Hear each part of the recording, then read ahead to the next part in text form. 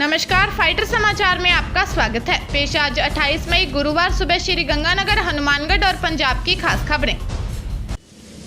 बड़ी खबरों से अपडेट रहने के लिए सब्सक्राइब करें फाइटर न्यूज को और प्रेस करें बेल आइकन को।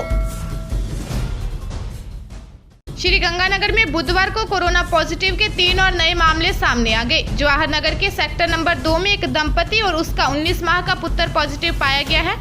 PMO doctor KS. कामड़ा ने जानकारी दी कि दिल्ली में मोबाइल का कारोबार करने वाला दंपति 19 मई को लौटा था। तीनों की स्क्रीनिंग की गई और इसके बाद सैंपलिंग की गई। बालक का सैंपल जांच के बाद संदिग्ध पाया गया था, इस कारण दोबारा सैंपल भेजा गया।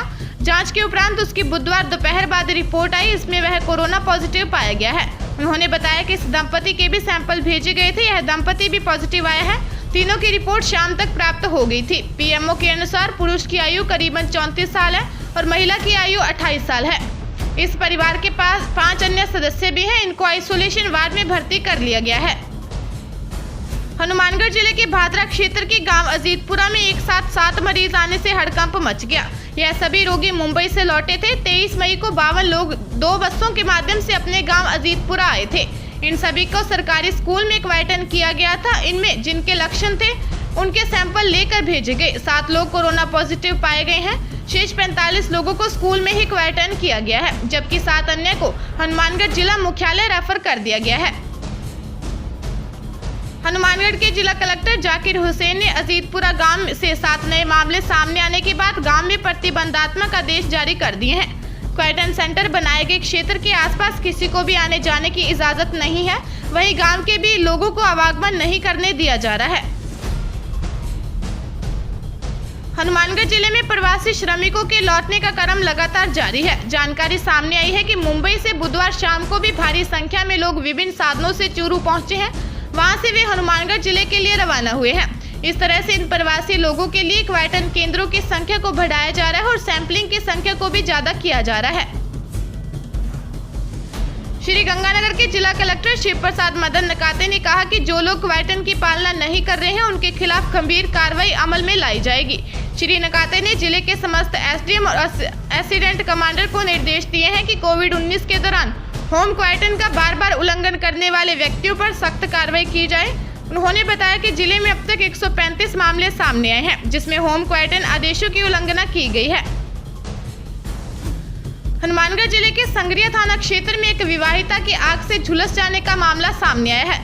बुरी तरह झुलसी महिला के भाई की रिपोर्ट पर पुलिस ने उसके पति व ससुराल पक्ष के अन्य लोगों के खिलाफ मुकदमा दर्ज किया है। पुलिस से प्राप्त जानकारी के अनुसार कुलविंदर सिंह पुत्र दर्शन सिंह निवासी रावतसर ने आरोप लगाया है कि उसकी बहन को विवाह के बाद से ही दहेज की मांग को लेकर तंग परेशान किया जा रहा था। उसका आरोप है कि बिंदर सिंह ने उसकी बहन को जिंदा जलाने का प्रयास किया। हनुमानगढ़ जिले में ट्रैक्टर की टक्कर से एक व्यक्ति घायल हो गया। पुलिस से प्राप्त जानकारी के अनुसार यह घटना भिरानी थाना क्षेत्र में घटित हुई है।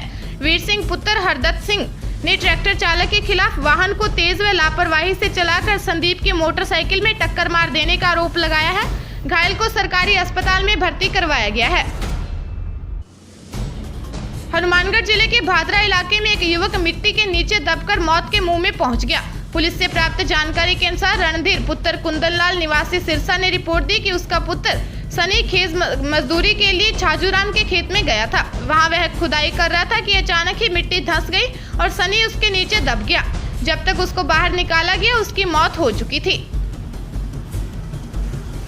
पंजाब के कॉलेजों में MBBS करने का सपना अब जेब पर और ज्यादा भारी पड़ेगा। दरअसल सूबे की सरकार ने यहाँ के सभी सरकारी और निजी कॉलेजों के इस कोर्स की फीस बढ़ाने का फैसला कर लिया है। हालांकि अभी यह तस्वीर साफ नहीं हो पाई है कि बढ़ोतरी किस हिसाब से होगी। बुधवार को कैप्टन अमरिंदर सिंह की कैबिनेट ने इस फैसले पर मोहर लगाई। वहीं कई और अहम मसलों पर भी चर्चा हुई है।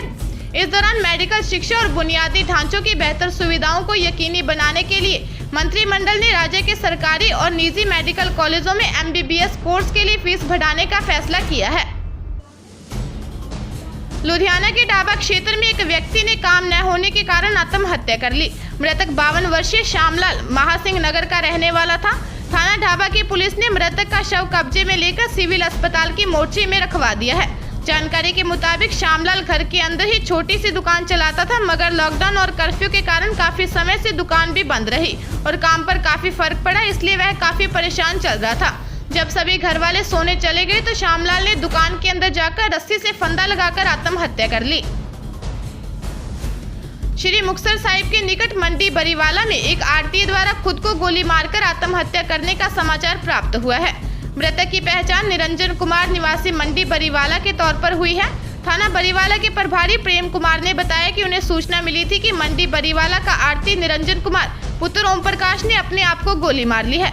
सूचना मिलते ही जब पुलिस मौके पर पहुंची, निरंजन कुमार की लाश खून से लथपथ पड़ी थी। वह पास ही रिवॉल्वर भी पड़ा था। पुलिस के अनुसार लाश के पास से सुसाइड नोट भी मिला है। शुरुआती जांच में यह मामला सामने आया है कि पैसे के लेन देन व कर्ज से परेशान होकर उसने यह कदम उठाया है।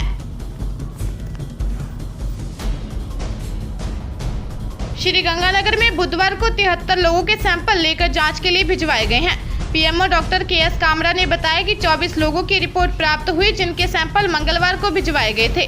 बसंती चौक क्षेत्र से जो प्लम्बर कोरोना पॉजिटिव पाया गया था, उसको बीकानेर रेफर कर दिया था।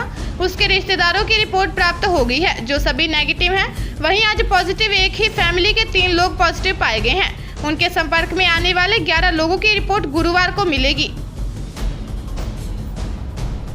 ताजा तरीन खबरों के लिए फाइटर न्यूज को सब्सक्राइब करें और बेल आइकन को प्रेस करें ताकि नई न्यूज अपडेट होते ही आपके फोन की घंटी बज जाए।